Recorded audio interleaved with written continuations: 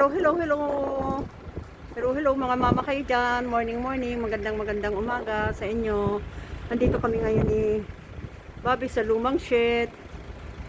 Ito yung dating ginagamit nung minimilking ang mga baka.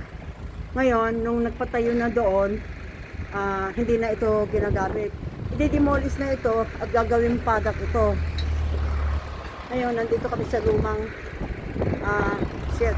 So, ngayon yan, kukunin niya ni Bobby ang bahay na yan kasi ginawa nila yan. Dahil dyan nilagay yung mga manok na alaga namin noon. Yan. So, dadalhin yan sa bahay, sa likod ng bahay para tirahan naman nila kaka-specific trooper at saka mga ibang galampusa sa ibang farm na nagpupunta sa bahay. Yan sila ngayon. Kaysa naman pag umuulan, ang lakas-lakas, nandun sila sa labas, nababasa sila. Yan. So, yan si Pati, ang pamanila namin. Ayun. Malaki ang loob niya. Tutan na yan, mga friends. Yan. Yan. So, dadalhin yan sa bahay. So, makulimang panahon, magandang panahon. Pero mahangin, malamig, pero okay lang. Importante hindi umuulan ngayon. Ayan. Ayan yung bahay na titirhan ngayon ng mga pusa. Lalo na sa nakita kayo. Ito, ginawa rin nila yan, nila Bobby. So sabi ko po din yung ano na yan, mga hihero na yan. Para ilagay naman sa bago na po dahil medyo syempre matagal na.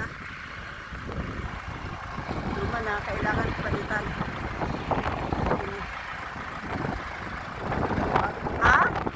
Mabigat? Ayan tali, di ba may tali pa dyan? Ay.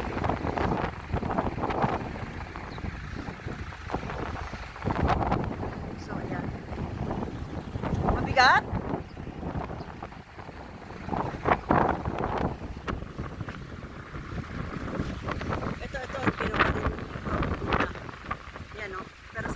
Kunin yan. Kaya na yan. Yung mga yero lang ang kunin. Yan. Malaki ang loob nito eh. Diyan nilagay ang mga manok. Oops. Pasok tayo rito. Ayan o.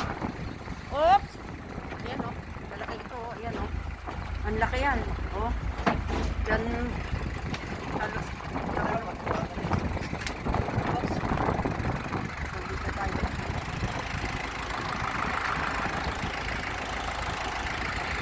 Kawita. Tayo ay pupunta rito. Yun. So, dyan na kayo.